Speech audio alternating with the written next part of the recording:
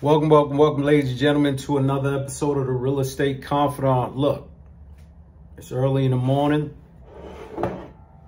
Got my little drink. Hope you guys are up and ready to go. You know, it's important for you guys to get up early. Do what you got to do. Get yourself together. Sometimes we lack discipline. Especially if we don't have anybody around us to show us like, hey, you know, you got to get up a little earlier than you normally do to get this work. If you are working two jobs, if you have appointments you have to make and you still have a 9-to-5 and you have a side business, sometimes it requires you to push yourself harder than you would normally push yourself. I notice a lot of people love going on vacations. They love having barbecues. They love meeting their family and just chilling out and just, you know, wasting time. And this, I mean, hey, it's all great. Don't get me wrong. Don't get me wrong. I love a good barbecue.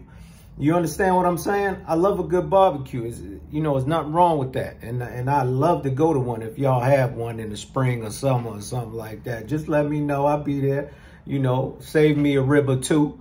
But when it comes to doing business, if you're an entrepreneur, especially in the real estate industry, you're going to have to give up those Sundays to take a couple hours and go show that property, close that deal. And it's important for you to understand that before you even get in the industry.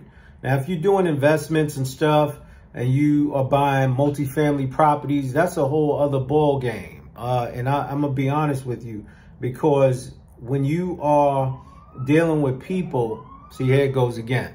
You guys thought I was playing. Do you hear those sirens outside? This is the only thing I don't like about living in the city, right? Because abruptly, there'll be bright lights. Abruptly, you will hear sirens, sounds, honks. Like, it'll be quiet for a moment, and then you hear all this craziness. Anyway, so it's very important for you to understand that you have to take the initiative to keep your schedule intact, to do what you have to do and sacrifice some time. Honestly speaking, you got to sacrifice some time, unfortunately. If you have kids, it's going to be, it might be even more difficult for you, you know? And sometimes you have to take that, that time that you normally pamper yourself, that you normally just relax and just don't do anything to get your mind off of the family. And you have to do the work if that's something that you want to do. Some people have the pleasure of not having to do that because their husband or their wife, you know, it's a little different now. The wife sometimes is working and the husband's in the house. Now, I don't condone, that's not something that I do. I don't do that. But if that's your thing, by all means, have fun. You know, but if you are the family where, you know, everybody's working, everybody's contributing, and everybody's out there hustling, getting whatever they got to get done, which is something that happens. It's, you know, something that families have to do. They all have to buckle down sometime, especially now in this recession. You understand what I'm saying? And so just be mindful of that when you putting things in a perspective. Now, a lot of times I talk about multifamily properties. I talk about building the nest egg, about building real estate and being able to transition that real estate into your child's life when they become adults, you know, or even afterward, you know, when they have kids of their own. But understand that if you own businesses, if you own real estate, which I always suggest that you open up an LLC and the S corporation, if you are purchasing multifamily properties, then you have to understand you have to run these things like it's a business. You have to run. You can't just willy-nilly this thing. I met through my real estate sales experience in my life. I've met some beautiful people. One of which is a young lady who has a family. But she has several properties in Harlem and Connecticut and various other places. And I was able to help her out with a couple of properties in Harlem as far as rentals. Unfortunately, the sales, when she went to sell her brownstone, I wasn't around. I had moved to Florida for a little bit, you know, had my own thing going on, which is a whole other story. But when I came back and I recouped the conversation, she explained to me that she had sold her brownstone. I believe it was for $1.4 million. No, it was a little over $3 million. Look, that's an experience that you guys can learn from. So, you know, just make sure you keep in contact with your people, be genuine, because this is how her and I,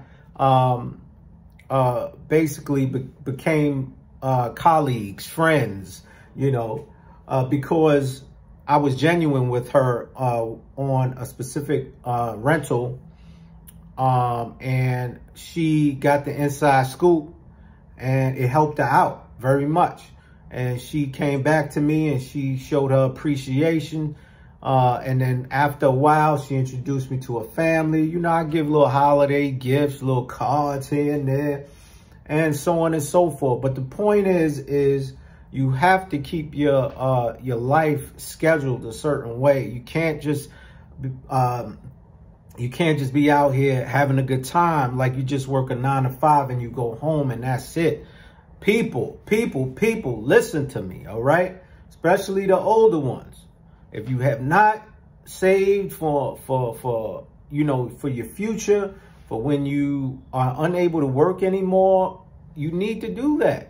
Or, you know, have investments or something that'll be able to bring in revenue throughout your life, right? So you know, I say this. If you could buy multifamily properties, get about 52 properties, right? 52 units. It doesn't even have to be 52 properties, but 52 units. And then also get some land. And the reason why I say get some land, even though you be paying taxes on it every year, right?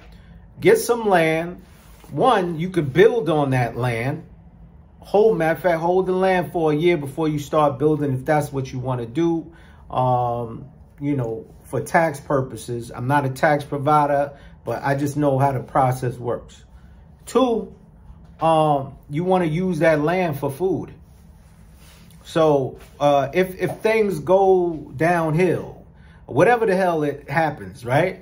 And you're sitting there, you're relaxing, you got the 52 properties, you know, if you smoke cigars or drink coffee, whatever you do, listen to jazz, whatever you do, and you just chilling out and someone on the news that, oh, everything goes wrong.